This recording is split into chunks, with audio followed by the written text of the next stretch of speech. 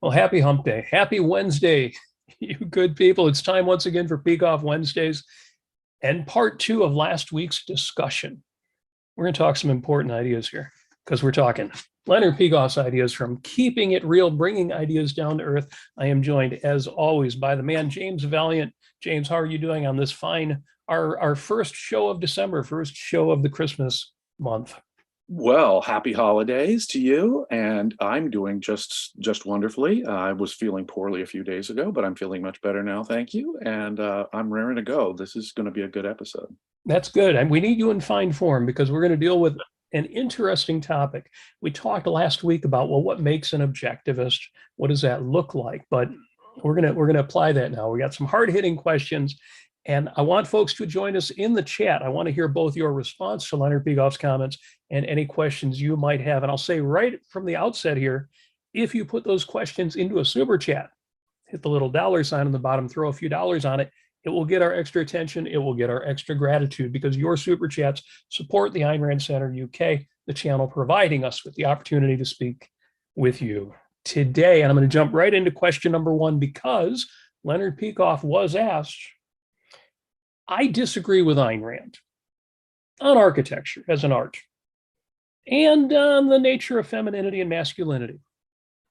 But I accept objective reality, reason, self-interest, and capitalism. Am I still an objectivist? Now that's interesting because, in her works, Ayn Rand does take certain clear positions. For example, in her book on aesthetics, she takes a clear position on architecture as a mixed form, and she wrote a whole novel about architecture as an art, and her hero was an architect. So, and she studied it. She worked at a leading architect's office in New York City to do research for the Fountainhead, which would be set in the world of architecture. She read biographies of architects, books on the history of architecture that can be found in her library, the Ayn Rand archives even now. So she had a very definite opinion about that art form. Is that part of objectivism? Is everything Ayn Rand says part of objectivism? Are all of her opinions part of objectivism, or what? I mean, it is her philosophy, so that's a great question. You might think so, but let's see what Leonard Peikoff has to say. Right. I'll just read the beginning of his answer here. He says, there is no list of concretes that bar someone from being an objectivist. Objectivism is a philosophy, and as such is defined in terms of essentials. The essentials are basically what you said, and I offer it in more detail in OPAR. Objective reality, reason, defined as the conceptualization of sense data via the use of logic as the means of knowledge, rational self-interest in ethics, laissez-faire capitalism in politics, romanticist art in aesthetics. All of those are integrated into one system. If you deny any one of those, then, as I argue in OPAR, you deny them all. So you deny the whole philosophy. There are, however, countless forms in which you have to ask the question, well, how does that whole abstract philosophy apply to this particular case? If you are truly and honestly applying a philosophy, but you disagree with someone else, well, that has nothing to do with whether you're an objectivist. This is Leonard Peikoff, I frequently disagree with objectivists. For instance, this is a bit notorious here, on the presidential election. I think such and such a character would be depraved and the other one would be better. And people say, well, look at what the other one believes. Well, I do believe that on every disagreement, it will ultimately be shown that a contradiction can't exist. One position is correct and the other is not. But that doesn't mean you know what is correct, and it doesn't mean the false view came from your not being an objectivist. Maybe your error came from an interpretation of facts, even though you conscientiously applied objectivism. And he goes on to say, there are many things that Ayn Rand believed that are a result of her study of psychology and of people, not part of her philosophy. You'll see that I left those things out of my book deliberately. And he goes on, but I think it's good to hear it from the man, from Leonard Peikoff. Well, objectivism spoils us. We really are, it's an astonishing thing. Ayn Rand in her philosophy, provided the answers to really all the previous big questions that philosophers had posed. Ayn Rand has, for example, the best approach to understanding the non-existence of God that some people claim. That's well within the wheelhouse of philosophy, a simple one. Or what's the relationship between our concepts and reality? That's a purely philosophical question. Or the is-ought problem. Can we derive objectively an ought from facts, is, as David Hume posed the question? Or what is the nature of rights?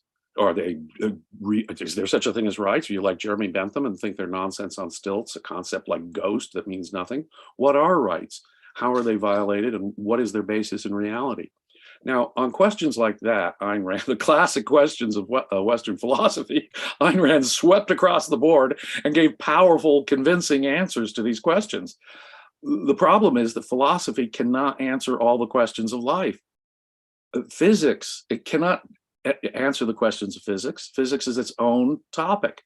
Ayn Rand vigorously opposed any armchair philosophizing that would give answers to specific scientific questions. So whether it's science or whether it's history, psychology, physics, engineering, medicine, you name it, there is no, as we said last week, there's no objectivist psychology, objectivist engineering. There's objective psychology and objective engineering. See, philosophy will touch on all these topics because it'll provide us the means of answering them. It'll tell us how we know anything. And so it's relevant to every subject.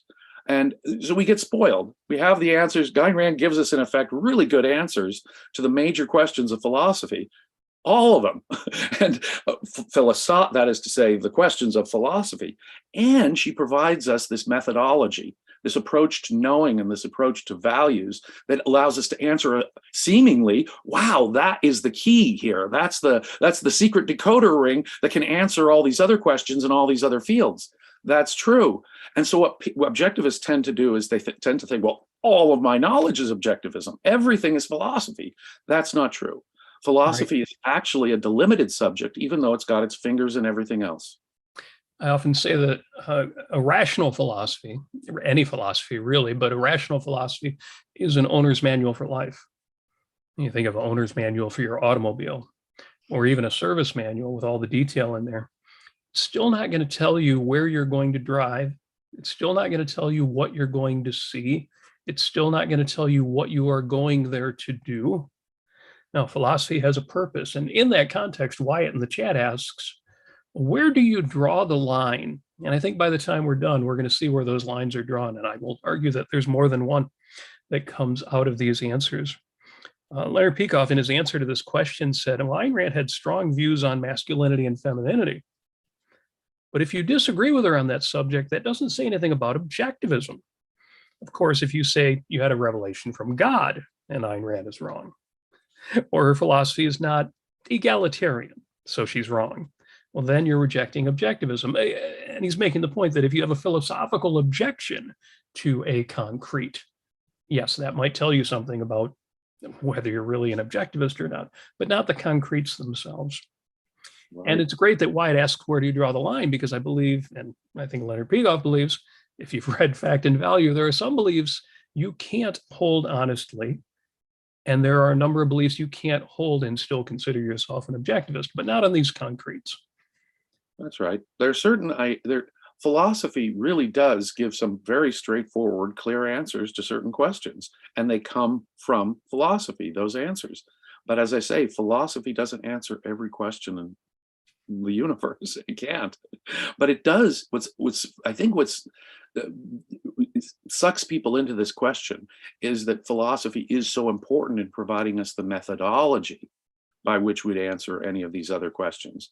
Now, it's the methodology. So in the science of physics or the science of psychology, objectivists can perfectly well have reasonable disagreements about, applications, interpretations of fact, understandings of those facts, and so forth. That is a very separate question. Philosophy cannot answer that. It can give us the means. it can give us methodological guidance, it can tell us about our basic values, but it cannot answer the specific questions of science. And so we tend to think, well, objectivism's got the answers to everything. No, it does not. It's interesting too, because by the time we're done, we'll get to the question of, well, an answer for what context?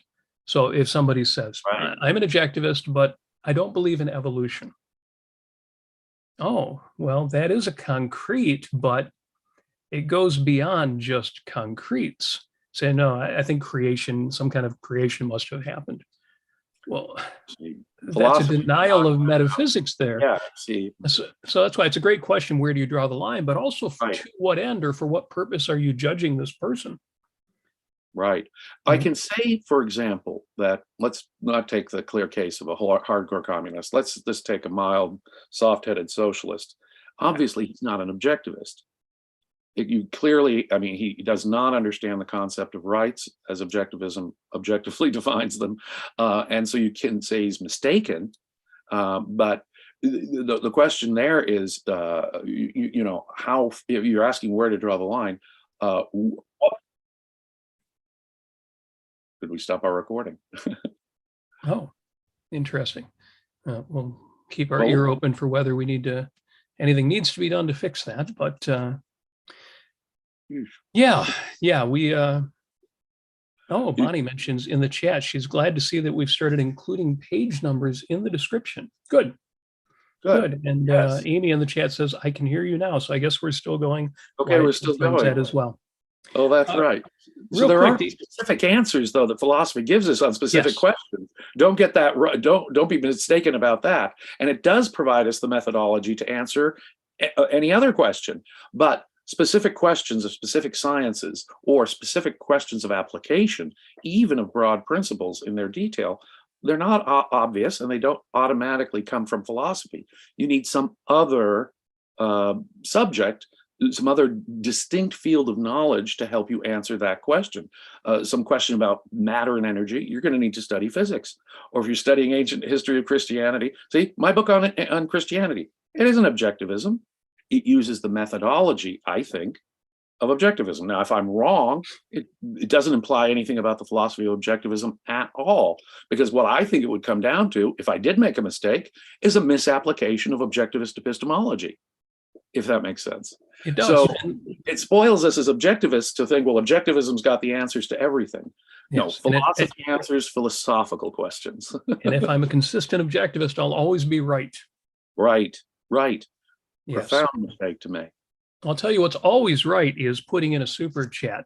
Our producer, Daniel, mentioned last month that YouTube does its payouts on the 24th or around the 24th of the month. So any super chats that come in will be like Christmas presents to the ARCUK. Well, our first present came in. Thank you to Michael Sweet, who is in with a super chat and says, good morning, gentlemen, a few minutes late, but Merry Christmas to two kindred spirits. Thank you for that, Michael. Very much appreciated. And yes, Merry Christmas. And I will continue with that Christmas theme. I'm sure we will talk about Christmas. I'll be talking about Christmas and goodwill tomorrow. But real quick, Leonard Peikoff wraps up that question by saying, I hope you don't think that you have to believe this and this and this for objectivism. I wouldn't even think about what's required for objectivism, but just think about what's true. And then if objectivists don't believe it, well, it's tough on them. He keeps coming back to reality. He keeps grounding this. And that's what I hope we will do by the end of the show in answer to questions like, where do you draw the line? Question number 2, and this will be a quick one. Can two objectivists disagree about a particular point without one of them being cast out of objectivist society?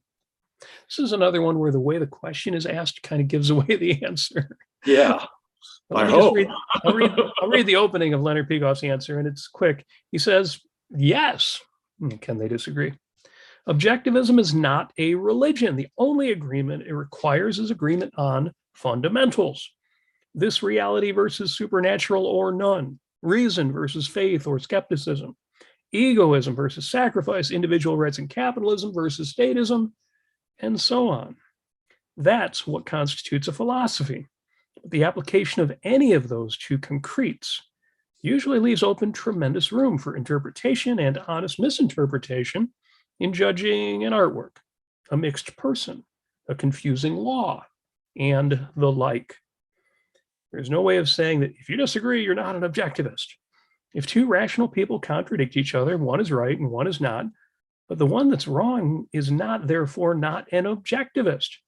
You can't make being right a definition of objectivism, because then an objectivist would have to be infallible. Infallible, right about everything, every subject, non-philosophical subjects, subjects that maybe, that's absolutely insane. Exactly. You can't equate, this is maybe what I was getting at earlier. You can't equate objectivism with the whole of your knowledge.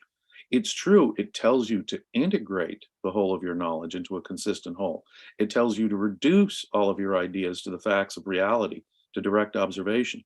It tells you to form objective concepts and to use them logically.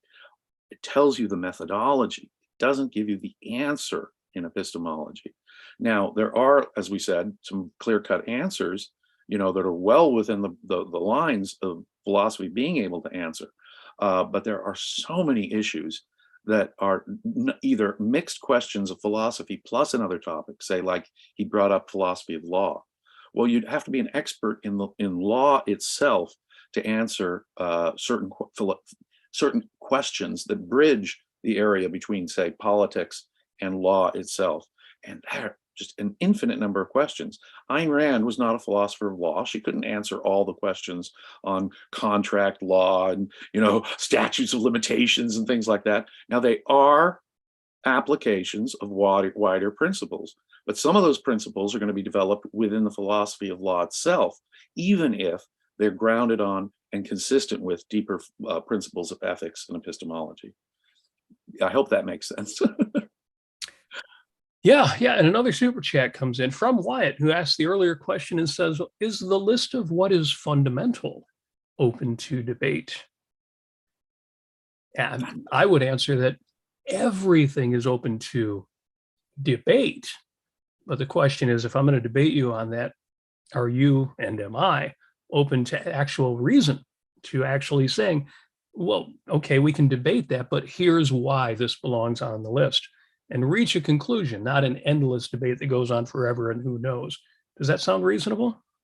Yes, certainly every question is open to debate. Now, if it is a philosophical fundamental, and philosophy deals with the most fundamental questions, the entire relationship between human consciousness and existence, that's a pretty broad category. So it depends on I would say that, yeah, everything's open, it depends what you mean by debate, of course. But if you disagree with certain fundamentals in philosophy, then that certainly boots you out of objectivism. It makes you a non-objectivist. Your philosophy is not the same philosophy if it's a philosophical fundamental on which we're disagreeing. In that regard, it's interesting to listen to Harry Binswanger and Lee Pearson get together. That's about as close as you get to debating on fundamentals as you're going to see. Right, exactly. And there are technical questions in philosophy that Ayn Rand did not answer, that in fact, only objectivism sort of opens even the question. So when you have a debate between, Lee Pearson and Dr. Binswanger, what you're talking about here is cutting edge philosophy. We're not done with the subject of philosophy either, by the way, ladies and gentlemen. Ayn Rand may have solved all the great classical questions of the field, but she's actually opened up a whole new series of, I think, much more narrow technical issues and the reasonable minds can differ about. But even there, we're not done with philosophy. Yes. I think of when Ayn Rand used to describe her philosophy as having 4 branches. And some people seem to cling on to that as, the final branch was politics. And that was how she described it. And then, of course, most places, she described it as 5 branches that include aesthetics, or questions like, well, why is architecture an art and not utilitarian? There is plenty of room to debate. I always get into the question, well, to what end? Yes, let's have that conversation, but to what end do you want to even have that debate? Right. So let me jump to question 3 that Leonard Peikoff was asked.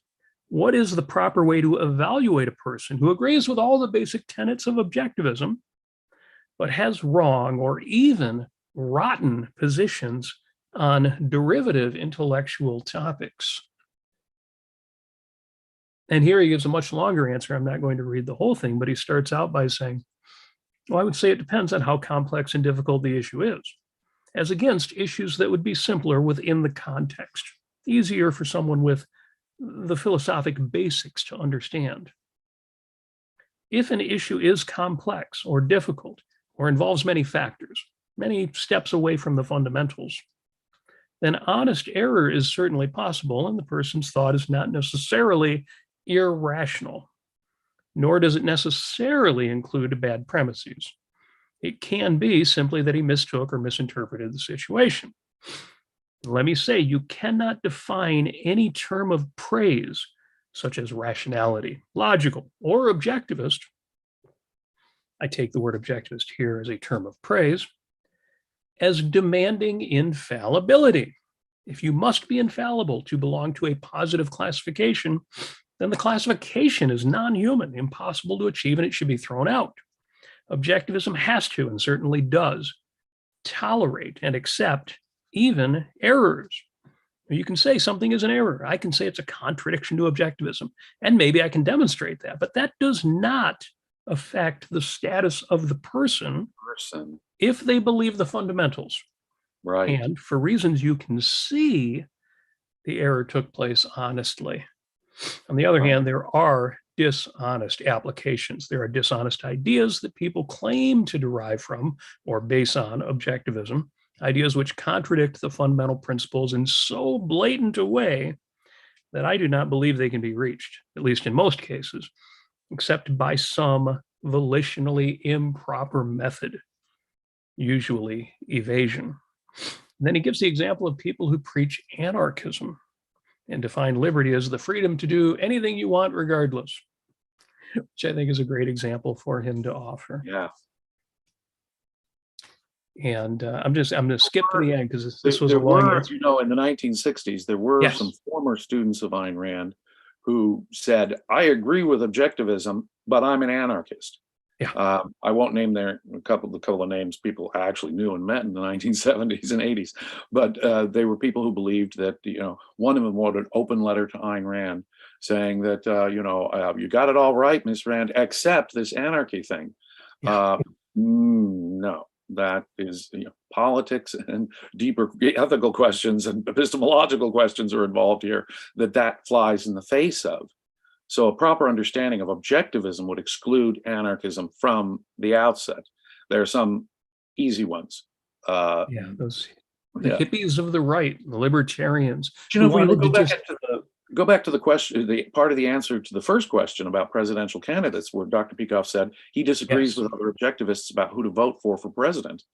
Now, the way I'd look at it is this. Donald Trump and Joe Biden were obviously poor candidates from any objectivist standpoint. If an objectivist cannot define problems with both Joe Biden and Donald Trump, then I think I'm not looking at an objectivist here. Now, whether you decide to vote for one, the other, or not vote for president that year at all is a judgment call of application. I would definitely distinguish sharply between someone who is trying to apply objectivist principles and says, well, I know there's problems, but I'm voting for this guy as opposed to that guy. And I know that there's problems, but I'm going to vote for that guy as opposed to this guy. But I would back up and say, but if you can't identify some problems with both of them, then I question whether you're an objectivist at all. Does that make sense? It makes sense. It makes sense. I've had debates with some prominent objectivists about the question of, well, which is more dangerous, the left or the right? Right. And the first thing I want them to acknowledge, and not as a gotcha, not to use it against them, but just to know that they're open to reason, to acknowledge, well, there are substantial issues with both sides. And we may be talking about strategy at this point, but you can't possibly be talking about their character and saying one of them is substantially better than the other. That's it. That's it. Yes. Leonard Peikoff wrapped up that answer by saying, in general, if a person accepts the fundamentals of objectivism, in quotes, and upholds contradictory ideas, which he conceives of as derivatives, and he's not open to reason on it, well, then he's not an objectivist. Right. If that answers your question. Fundamentals and their applications form a unity. Now, that does not disenfranchise you or stigmatize you as long as you are open to evidence. Otherwise, reason and reality are just floating abstractions and commit you to nothing. You know, Leonard Peikoff makes every rational allowance, but only that. Right. And I think that's what we all need to do. Right. The question is, are they applying reason? Are they applying the values? If they're attempting to apply them and they're even making a mistake, that doesn't make them a non-objectivist. It makes them mistaken about some derivative point. And we have to make a clear distinction between those two things. An objectivist who upholds the basic principles of objectivism is an objectivist. That does not mean they're going to be infallible. Doesn't mean they're going to apply it automatically incorrectly wrong, or the objectivists aren't going to have major disagreements about those applications. Of course they are. New situations are going to arise. There's going to be disagreements on that matter, and someone's right and someone's wrong. That is something objectivism tells me. If someone says, well, we're both right, or if someone tells me, well, you know, reason can't really answer this at the end of the day, well, now they're rejecting objectivism. They now have stepped outside of the principles of objectivism, even in terms of answering the question. But the answers to those questions aren't necessarily definitive of what an objectivist is or not. And like he says, there's no particular list of concretes like that you can even offer. Yeah. It's funny, Wyatt in the chat says they also have to at least be able to admit when they're wrong. I tend to head that off by saying, you know, I may be wrong, but unless I know that I'm absolutely not wrong. But yeah, that admission that you are arguing in good faith, right? That you would certainly like your opponent to admit that he's wrong, unless it turns out you're wrong and you're actually willing to admit it. But if you're going in this isn't saying, you know, there's a non-objectivist person you can argue with that makes the analogy. Let's say a person believes in God, and the person says, and you ask the person, well, why are we having a debate over the existence of God? Even if I were to prove to you logically that God is impossible, meaningless, doesn't exist, would you buy the rational argument?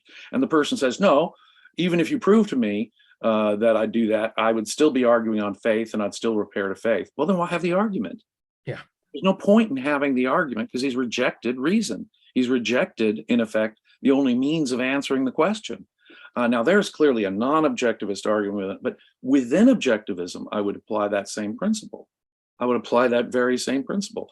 Are you rejecting the principle of reason? Are you rejecting the absolutism of reality? Or is this just a mistake in your argumentation or application? Yes. I always apply the broader principle of purpose to that. What is the purpose of this conversation we're having?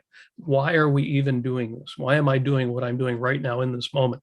It's one of my personal beliefs, but I think it's consistent with objectivism that in any given moment, even the most trivial or entertainment ends in themselves moments, you should always know, what am I doing and why am I doing it? Yes, sir. Oh, no, I think that's actually an objectivist principle. Knowing what you're doing, when you're doing it, and why is insofar as we're absolutely able, appreciating the crow and all, insofar as we're able, is an objectivist principle. Yes, that is purpose. That is one of the three fundamental values in life. So that would help us with that person who says, yeah, I want to have a debate with you, but I'm not at all open to what you're saying. Now, I can go into a debate about religion with somebody and be open to what they're saying, even though I know in my own head, you know, I validated the concept atheism. Well, the point is that nothing really that would shake that. Yeah, but if I was wrong, I would make the offer. Yes, if you can prove to me by reason that I'm wrong, I will change my opinion. If you can prove to me, if I can prove to you by reason that you were wrong, would you? And if he says no, what's the point of the argument? Right. He's rejected the philosophical principle that would make any answer possible. Right. But even within the objectivist world, where you know there's clear answers, right and wrong here, there are applications where we can disagree. And I think they're of basically the same status. Have you rejected the principle that would answer this? Or, you know, because that is objectivism. That is philosophy. And maybe what makes this seem simplistic is because we haven't given a lot of the really tough cases, but they are out there. Right. There are objectivists who are anti-abortion. Well, that sounds way out given Ayn Rand's perspective on abortion. Right. But there are objectivists out there who are anti-third trimester abortion. Right. Okay, well, now we're getting into harder cases, or you have folks who will take it right to the edge and maybe a little after, like Harry Binswanger. So yes, there are hard cases, and we're not meaning to suggest that everything is simple. Just look at objectivism. No, Ayn Rand's theory of concepts accounts for differences of measurement along the same attribute, the same conceptual common denominator. She acknowledges there are borderline questions. And in technical areas, those borderline questions are going to be subject often of reasonable debate and disagreement. Areas where we don't know for sure yet at all. There's also those areas, by the way, the cutting edge of knowledge where we're still trying to figure stuff out. And those necessarily, I mean, we have to allow for reasonable minds to be able to disagree in that context for sure. Yes. Christopher is being irreverent in the chat, as often says, I can rip someone to shreds intellectually and watch them shrivel on the floor. What did I accomplish? That's a great question, because I always wonder when people say, yeah, I owned that guy. To what end? Again, what was your purpose? What was the actual value there? Exactly. That's a really good, well taken point. If the point of your argument is to psychologically win or have some get that kind of feeling of superiority, go back to your question. What are you doing? What's your purpose? What the heck are you doing out there? To what end? I just imagine somebody with a little more bulletproof self-esteem. Would he get anything out of that kind of interaction? Right. So, yeah, would Howard Rourke think? Right. Howard Rourke wouldn't waste his time on it. Right. Exactly right. So let me jump to question 4, because this is a long one. I'm not going to read the whole answer again, but we'll get the basics in here, because Leonard Peikoff was asked if an individual was once hostile and harmful to objectivism, but has since changed his opinion, should he now be accepted by objectivists as a friend and ally?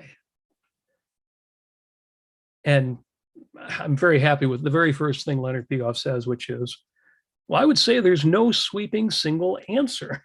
You have to judge each such person as an individual. You have to ask why he was hostile. Did he do something? And if so, what? Or did he merely say he disagreed? Whom did he attack? Why did he change? Is he sincere? You judge the latter only by how long he's held the objectivist position and what actions he has taken to illustrate the consistency of his new view. Now, I love that.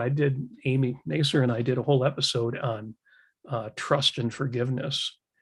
Oh, and what a how these are reality-based. They've got to be earned. They've got to be based in ways that anybody you hope will trust you, and especially anybody you hope will forgive you, can see the truth that you actually understand, and you've made recompense where necessary, and you've engaged in the new behavior over time. Absolutely. See, if a person merely in the privacy of their thoughts disagreed with some principle, let's say they were a socialist and say they were, read Ayn Rand and say, how could I have gotten it wrong? Socialism's ethically pernicious. I'm not going to be a socialist anymore.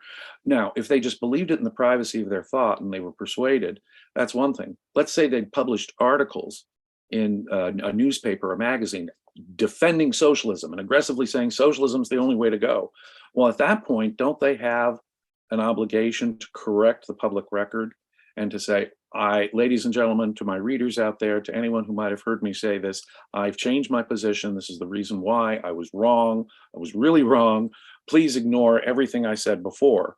If you are a public advocate, you have a responsibility for the things you've said before and the things you've advocated before, because they could have persuaded people, they could have had an impact. And so you need to account. That's the restitution thing you were talking about. Yes. But so there's a difference, it seems to me, between someone who just in their head may have disagreed with something versus someone who advocates an idea that is pernicious to objectivism. Yes. Amy in the chat says, hooray for redemption. The classic redemption story at this time of year is A Christmas Carol, but Ebenezer Scrooge at the end of the story doesn't say, oh, I've changed, trust me. He says No. explicitly to people that, no, I don't expect you to take me on faith. Let me prove to you. No, he's eager to prove through action and action and action, and he's enthusiastic and he's committed to it. Now that's a reformed person, right? Yeah, somebody who says, I don't want you to trust me right away. Let me prove myself. Right. Love that. Right. I love that. Yeah. Larry Peikoff at the end of his answer says, I want to add one more point. There's a difference between error and carelessness on the one hand and evil on the other. I do not believe it is possible, if a person is really evil, for him ever to change, neither by therapy, nor by drugs, nor by introspection, nor by any other means. I have never seen a case of an evil person becoming better. If you have reason to believe that this person was hostile for evil reasons, then I would have nothing to do with him, regardless of the seeming evidence of reform. If you can say it was carelessness or sloppy thinking or error, well, that is a different thing. I wouldn't rush to say evil right off the bat, but I wouldn't be too hesitant either if the circumstances warranted it. Now, there's a bold assertion, but it gives substance, it gives some content to what we mean when we say somebody wasn't just bad or vile. They weren't just vicious, they were evil. I hate to cite my other book, but I shall, The Passion of Ayn Rand's Critics. Nathaniel Branden, in my mind, is that kind of a person. What he did to objectivism and Ayn Rand and the way he contradicted it knowingly for years, knowing Ayn Rand's philosophy, at least to the extent that he demonstrated an awareness of the words she used. I'm sorry, his dishonesty with regard to objectivism, his dishonesty in his personal life and his intellectual life and in his professional life over a period of years makes such that I would not trust Nathaniel Branden. If he told me it was raining, I would look outside the window. Yes. And the stories that he himself told about his own viciousness, his pettiness in dealing with objectivists, bringing people in Inquisition style, essentially all the vices some people have tried to paint objectivism with. Branden was actually doing those things. He did a bunch of those things. The only virtue of his biography is that he actually admits it. But the point is, you can see that it wasn't just a disagreement with Ayn Rand that blew up. This was a man with ill intent. He wanted to do bad. He wanted to be bad. Well, think about it. You think Ayn Rand is the person most admirable in the world today. This is the person he admired most, looked up to most. He devoted his life to advocating her philosophy. And what is he doing? He's lying about philosophy in his own head to himself. He's lying to Ayn Rand about his thinking about philosophy. He's lying to Ayn Rand about his personal life. He's lying to Ayn Rand about his professional life. And he's doing so over a period of years. No, I'm sorry. At that point, you have to make a judgment about someone. And that's one of the powerful things about objectivism, is just judge and be prepared to be judged. When a person has demonstrated character like that, they must be anathema for our own well-being. Yes. And I tend to think, yeah, evil is rare. If you can imagine that somebody might be redeemable, then you definitely want to question your own judgment of them as evil. Right. Forgiveness must be earned. At some point, though, forgiveness can no longer be compensated for or earned. I'll give you a really strong example, Adolf Hitler. If Adolf Hitler somehow was reincarnated and said, hey, I want to make up for it, how do you make up for the starting World War II and the slaughter of 11 million civilians? There's just no way of doing it. I'm sorry, I've thrown in the towel on Hitler. Yes. Yeah, I think the example's been given many times that if somebody was capable, if Adolf Hitler was capable of ever looking in the mirror and seeing who he was and what he did, his next immediate action would have to be suicide. There's nothing left for a person like that. You know something? I could never imagine being Hitler, getting into that characterological situation, psychological situation of being Hitler. For God's sakes, I hope I would not. But if I ever were in some science fiction example, put in some kind of Twilight Zone thing where turns out I was Adolf Hitler and I realized my evil, that's exactly what I would do. I would javert it. I would throw myself into the sand. I'd kill myself immediately. Yeah. It's interesting. If anybody's Truly. seen, we talked about A Christmas Carol. If anybody's seen the latest spin on that, the film Spirited, one of the early plot points in it, so it's not a spoiler, is that there are people who are classified by the spirits as unredeemable. And it's very rare that anybody is ever unredeemable, and nobody who's unredeemable is ever redeemed. That's why they're classified that way. It's relatively rare, but it happens. Yeah. It is possible to be unredeemed. And I would look at, for example, the various quote unquote schisms we've seen in the philosophy movement. And there are very few people that I would categorize as unredeemable, which gets to the earlier question of judging people and where do you draw the line. I have seen people redeemed on just this point. In fact, I will cite my first book, The Passion of Ayn Rand's Critics. I directly took publicity for that book to the heart of darkness, to where the Brandons held court on the internet. And there were many people who saw the error of their ways in supporting the Brandons and wrote me. I received dozens and dozens of emails from people saying, I have completely changed my view on the Brandons. I was mistaken. I realized I was wrong. And wow, just to say that gives me the, hey, okay, you were mistaken. You were ignorant. You didn't know certain facts. Those people were, in fact, as it turns out, redeemable. I wouldn't say the same about the man they were defending, Nathaniel Brandon, but I would say about many of the people who at least implicitly took his side, if not actively took his side. A lot of those people changed their minds in the wake of my book, I'm proud to say. And don't write people off too easily. A true evil is a relatively rare thing and has to be truly irredeemable. Yeah, and there's a lot that could be said about that Brandon Rand situation, which we're not going to talk about today, but you're the author of the book. Someday we'll have that conversation. I only mention it because there's a lot of conjecture going on in the chat that I'm tempted to answer, but I won't. Instead, I'll point out that Michael Sweet is in for another $2 and says, oh, geez, and I just purchased that book, James. Oh, well, thank you. You have another purchaser of, we were talking about Passion of Ayn Rand's Critics at that point, so I'm sure that is the book that Michael is talking about. And that is good to hear. I actually addressed several of the questions we're addressing today in that book. Yes. And Amy also says, wow, that is amazing. So happy you wrote that book, James. Let me jump to the last question here, and then we may riff on all of this a little bit more. Oh, big super chat in from Emmanuel. Thank you very much. Says, love you too. The show is so great. Thank you for doing that. Well, thank you. Thank you for supporting us. Thank you for supporting the Ayn Rand Center UK. And,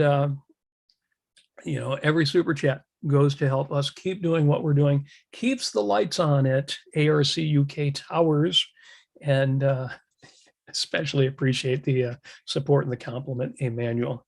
And a Merry Christmas to you. But question 5, I swear I will get to this.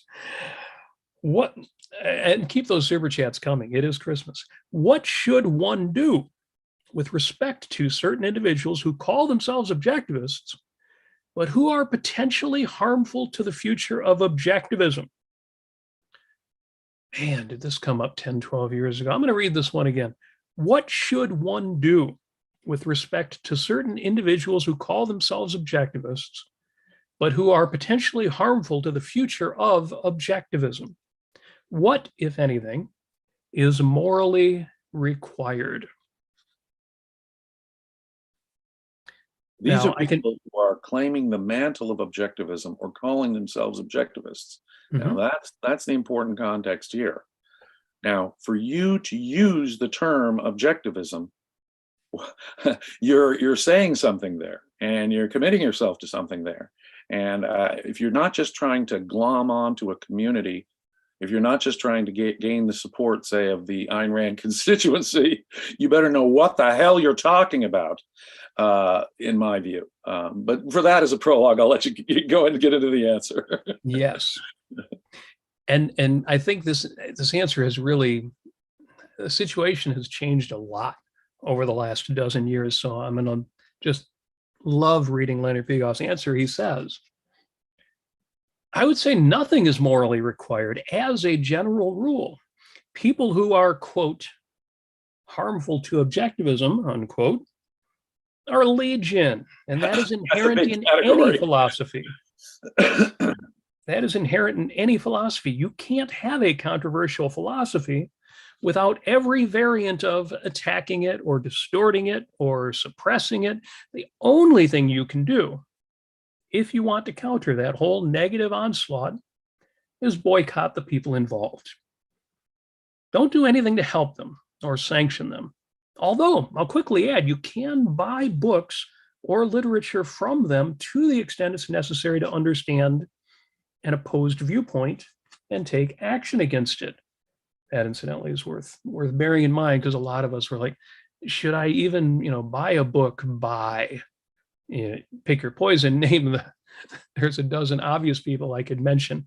The Brandon's being at the top of that list. Anarchists who one time were friendly with Ayn Rand, like the famous Murray Rothbard, or Nathaniel Branden, who was a spokesman for Ayn Rand's philosophy for several years. And so what do we do with those people? They are, both of them, in effect, even after they left Ayn Rand, continued to claim to some extent, well, I'm an exponent of some of her ideas, at least. And so what do you do to people who are like that, for example? That's a very interesting question. Yes. Now, Dr. Peikoff goes on, a person who distorts objectivism is more harmful than an actual opponent. If you attack an idea openly, it's 1 against 1, and people can choose. But if you distort it, so it's 1 against a limping 1, well, then you lose. An example of that is in regard to capitalism, the socialists versus the Republicans. So in a distorted way, the people on your side are harmful. Oh, you might want to be on the record. Right. You might want to be on the record as correcting what they are saying. But I would recommend, and it's your free choice, that you don't do it endlessly.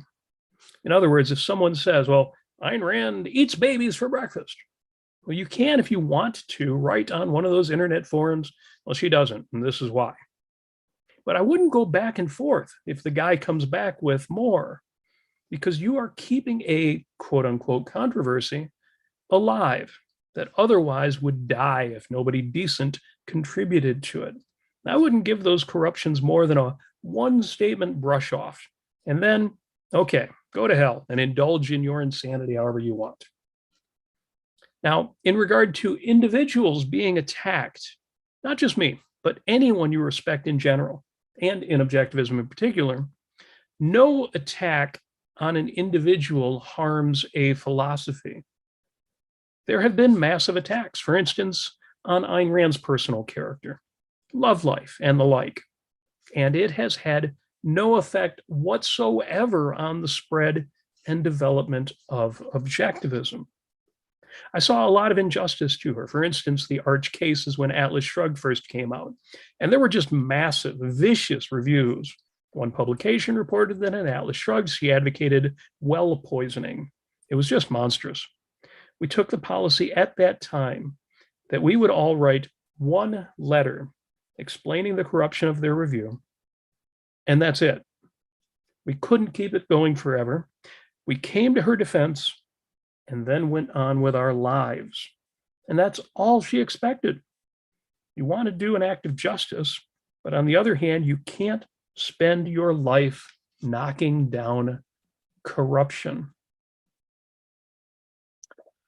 I want to say something, again, autobiographical about me. Before I became what I would call a real before I became an objectivist, I think I have finally, probably, this is taking me decades, but I think I've finally earned the title to actually use objectivist with qualification. I'm no Leonard Peikoff or Ayn Rand, but I think I've earned the title objectivist. But earlier in my life, I did associate and study with and meet and discuss with though very people I mentioned earlier. Murray Rothbard, former associate of Ayn Rand's, who was an anarchist. Now, we have to refute his anarchism, no doubt about it. But he also did a whole bunch of personal snide attacks on Ayn Rand. At first, I didn't take them too seriously. I mean, I asked him questions about it, and he said they were fictionalized. And that disturbed me, that he would spread fictionalized criticisms of Ayn Rand about him personally. And so that created a question in my head, and I wanted to continue to study. Nathaniel Branden. I interviewed Nathaniel Branden for a college publication, and I introduced him when he first gave the talk, The Benefits and Hazards of the Philosophy of Ayn Rand. In both cases, I felt personally responsible for helping to spread both distortions of Ayn Rand's philosophy, as well as promoting people who were vicious, dishonest critics of Ayn Rand personally.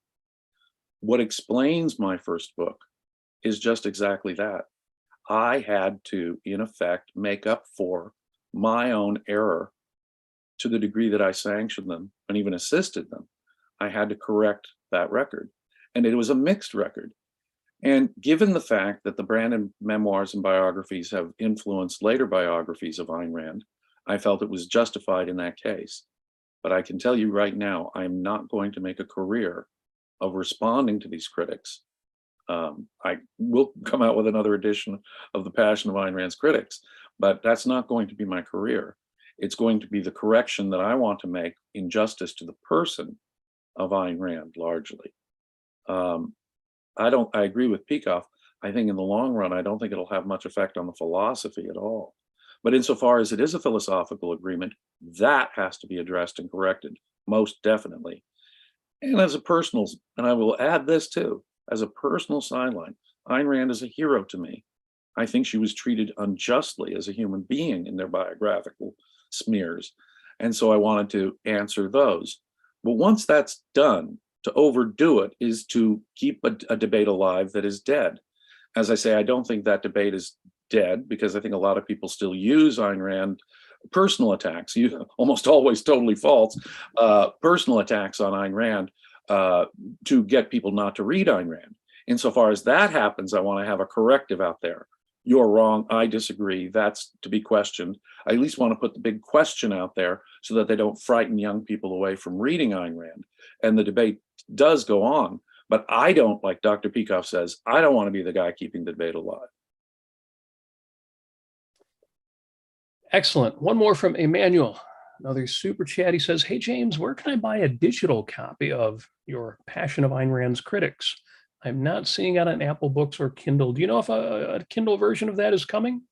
I am hoping to, and it has been my own negligence and busyness in other areas. And it's been a very, very, I mean, for health reasons, personal reasons, many reasons, I've had a very busy last couple of years. But it is my sincere intent to have a new edition of The Passion of Ayn Rand come out, and in all formats. It does not exist in audio format. It does not exist in ebook yet, except I think the bootlegs from China. But believe it or not, there are. But the entire publishing house went defunct. And so it's not that the book went out of print. It was their #1 seller, as I understand.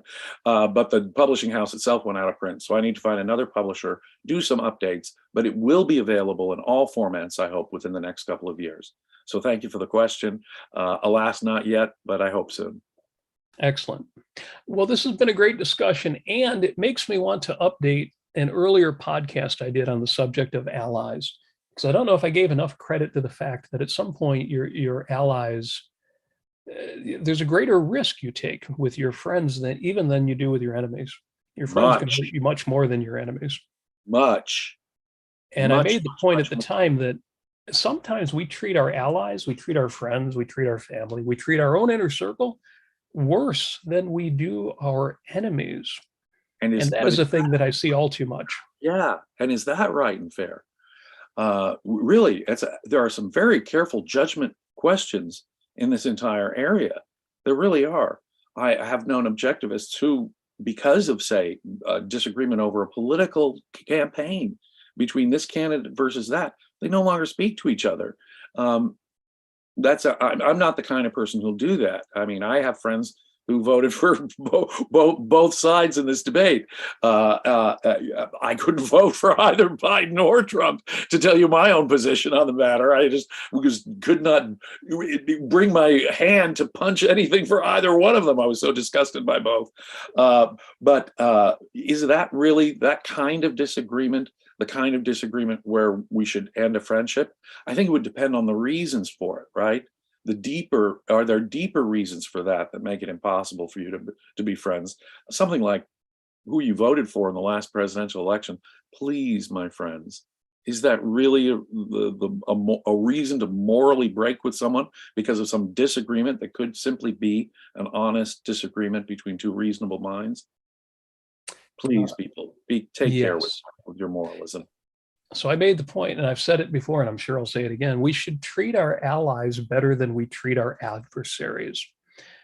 We should treat our allies better than we treat our adversaries. But now I need to integrate the fact that, but we also need to keep one eye open for the fact that our allies can hurt us much more than our adversaries can. And in the chat says, does that apply to libertarians? Boy, there's a whole conversation there. Yes. No, libertarians themselves are worse than many.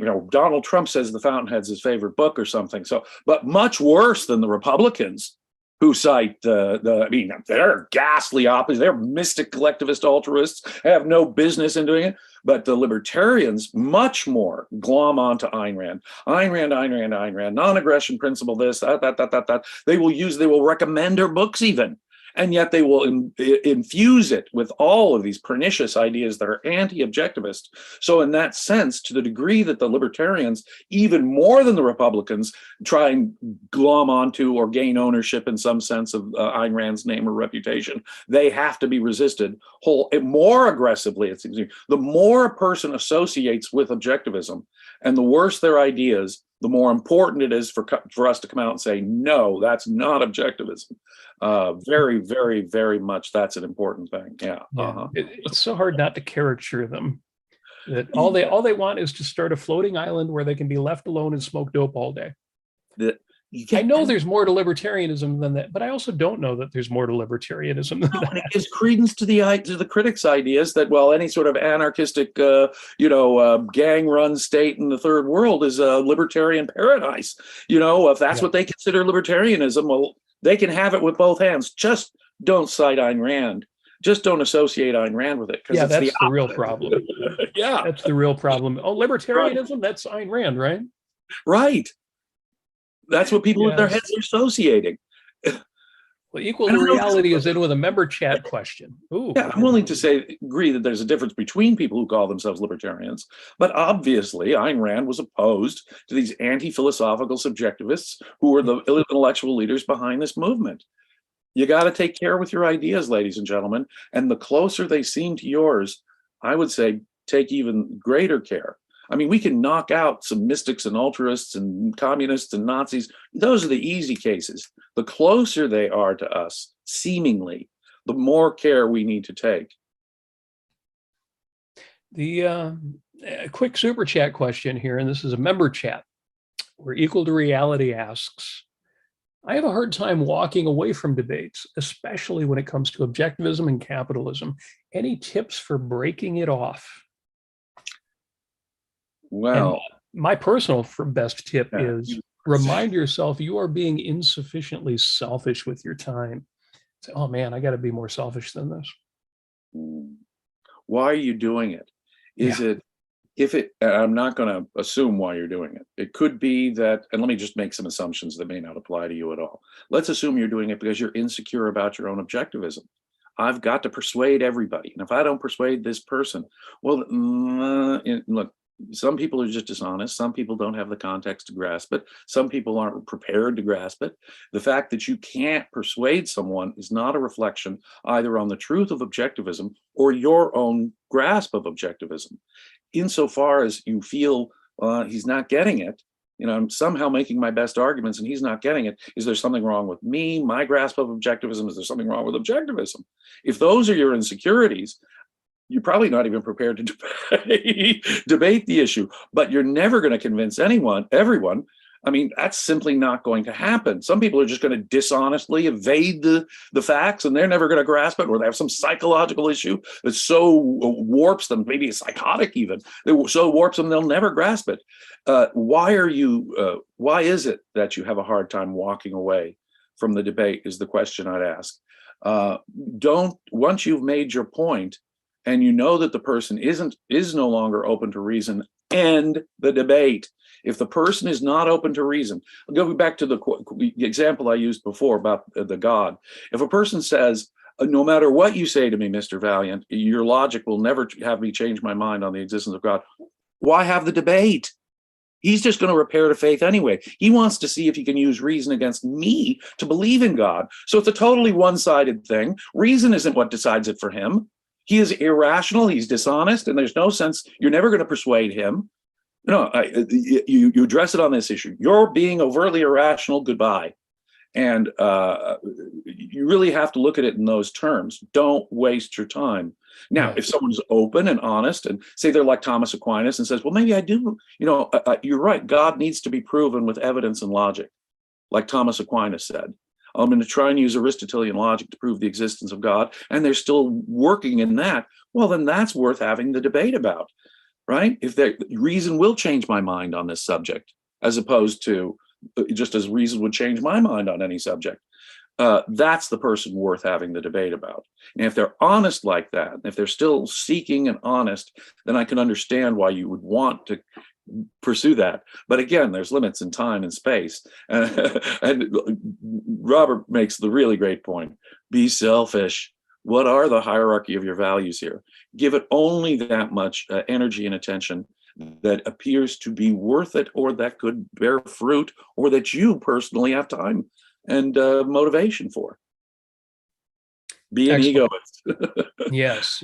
Christopher Smith is offering debate tactics. Things like, don't back people into a corner, leave them an out, give them a graceful exit. I would say there are all sorts of ways, conversational topics. What was the book? Challenging Conversations. There are a lot of ways to address that. But yes, be selfish, be purposeful. Know, well, what is in this for me? You don't have a duty to make sure your opponents all raise a white flag before you walk away. That's not going to happen 98% of the time. Nor is it the test of the truth of objectivism or even your grasp of objectivism. This person has got their own context. They may be being evasive and dishonest and irrational. And there's nothing you can do about that. Yeah. And I love your point, because that resonates with me. I have that same feeling when I run into a really intelligent person who is arguing against these ideas, and it feels shaken by it.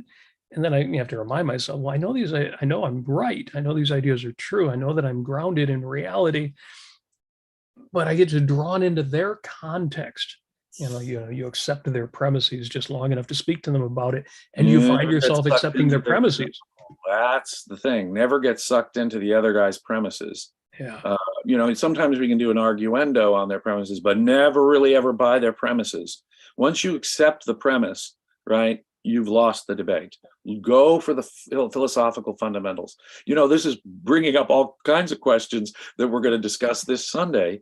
For some paid subscribers of Ayn Rand Center UK, there's all kinds of extra perks. And one of the things you can do is participate in our Sunday discussions of Leonard Peikoff courses. And the course that we're doing right now is Objective Communication. And some of the things we talked about, interestingly, I didn't even expect it today. Some of the things we're discussing here are directly relevant to what we're going to be discussing on Sunday. So if you're interested in actually actively participating in a conversation like that about these issues, please become a paid subscriber to Ayn Rand Center UK, and you'll be able to join in a conversation, actually participate and have a back and forth with me and other students of Objectivism on these very questions we're talking today, this Sunday. Super important. And we have a reminder in the chat. If you're not already a member of the Ayn Rand Center UK, click that link, become a member, help support these kinds of conversations and the kind of study sessions that you, James, are running on the weekend.